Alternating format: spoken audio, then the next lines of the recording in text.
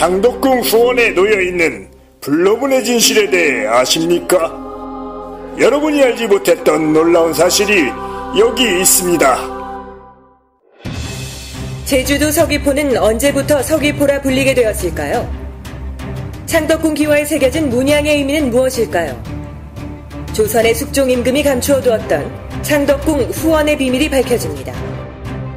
2000여 년에 걸친 놀랍고도 신비로운 이야기, 불로문의 진실. 온라인 서점에서 불로문의 진실을 검색 후 만나보세요. 이야기로 듣는 한국사.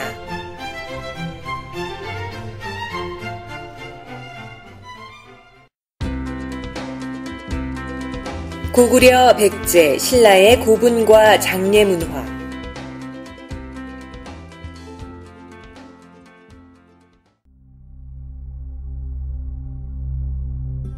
고구려 백제 신라 삼국의 문화와 생활상을 관찰하고 삼국이 영향력을 미친 영역의 범위를 알아보는 것은 각국의 무덤 양식을 살펴보는 것에서 출발할 수 있겠어요.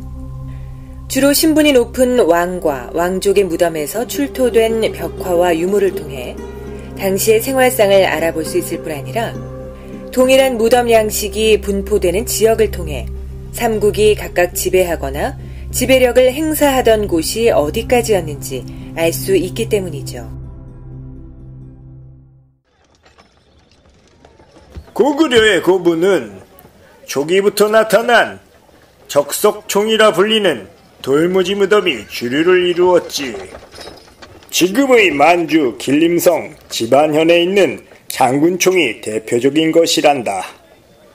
돌을 7층이나 되는 높이까지 피라미드형으로 쌓아 올린 장군총은 장수왕이나 광개토대왕의 무덤으로 추정되곤 하는데, 장방형 입방체인 장대성만도 1100개에 이르는 방대한 규모를 자랑하고 있지. 돌무지 무덤은 만주 지역에서만 12,000여 기가 나타나고 있단다. 고구려의 후기에는 돌무지 무덤이 아니라 널방을 만들고 그 위로 흙을 덮어 봉분을 만드는 굴식 돌방 무덤이 등장했지. 널방의 벽과 천장에는 당시에 생활하던 모습과 무덤 주인의 안위를 기리는 상징적인 벽화들이 많이 나타나고 있단다. 널방에서 무용하는 그림이 발견되어 무용총이라 불리는 무덤이 대표적이라고 할 수 있지. 무용총에서는 무용하는 그림뿐 아니라 생동감 넘치는 사냥의 모습을 담은 수렵도 등이 그려져 있단다. 고구려 후기인 6세기 후반에서 7세기 초반에 조성된 것으로 보이는 평안남도 강서대묘의 널방에는 청룡, 백호, 주작, 현무가 그려진 사신도가 발견됐는데요. 쌍형총의 풍속도, 각저총의 씨름도와 별자리, 삼조고 그림과 함께 고구려의 발전된 회화 수준과 고구려의 기상을 살펴볼 수 있어요.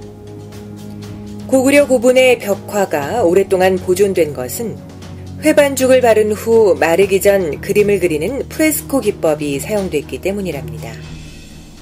7세기경 조성된 것으로 보이는 일본 나라현에서 발견된 다카마스 고분에서는 고구려의 고분 양식과 벽화 기술이 그대로 투영되어 있어 학계를 놀라게 하기도 했어요.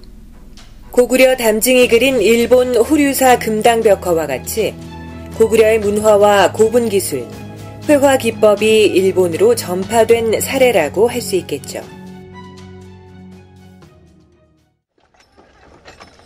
백제의 고분 역시 초기에는 고구려와 같은 돌무지 무덤이 주류를 이루다가 웅진으로 천도한 이후 굴식 돌방 무덤으로 바뀌었단다.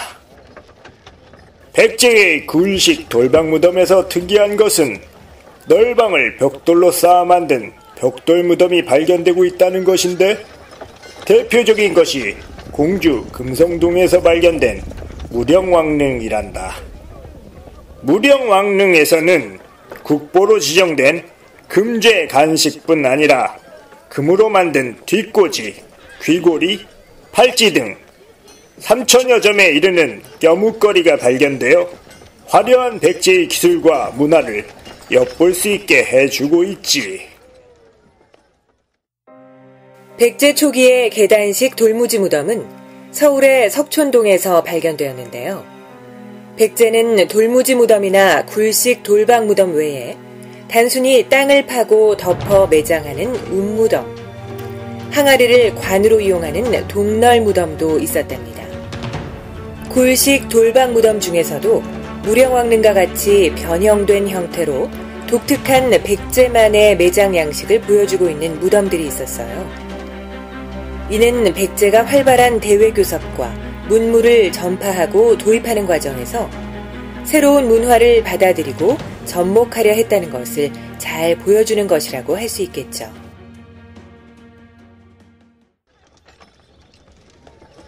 신라의 고분 양식은 경주에서 발견되는 대규모의 돌무지 덧널 무덤이 정기 양식의 대표적인 것이라고 할 수 있단다.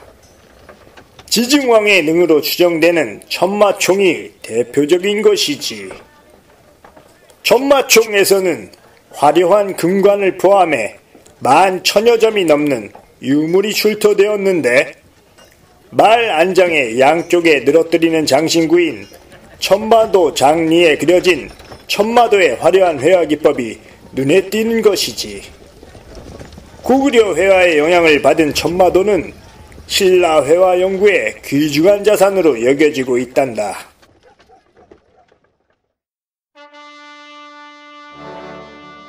큰 규모였던 돌무지 덧날 무덤은 삼국 통일을 전후해 신라에서도 작은 굴식 돌박 무덤으로 바뀌었어요.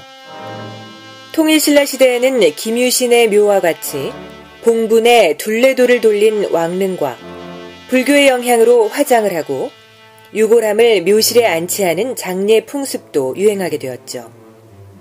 왕릉 중에서는 화장 후 바다에 안치했던 문무왕의 해중릉도 있었답니다. 고구려, 백제, 신라는 정치적으로 서로 배척과 견제를 하는 사이였지만 문화와 예술에서만큼은 독자적인 영역을 마련하면서도 서로 영향을 주고받기도 했어요. 그 대표적인 것이 돌무지 무덤에서 굴식 돌박 무덤으로의 변천이라고 할 수 있죠. 그렇지만 같은 무덤의 양식이라도 그 속에 담겨진 유물이나 그림에서는 삼국이 고조선 이후의 정통성을 이으면서도 주체적이고 독특한 문화와 양식을 발전시키려 했다는 노력을 엿볼 수 있답니다.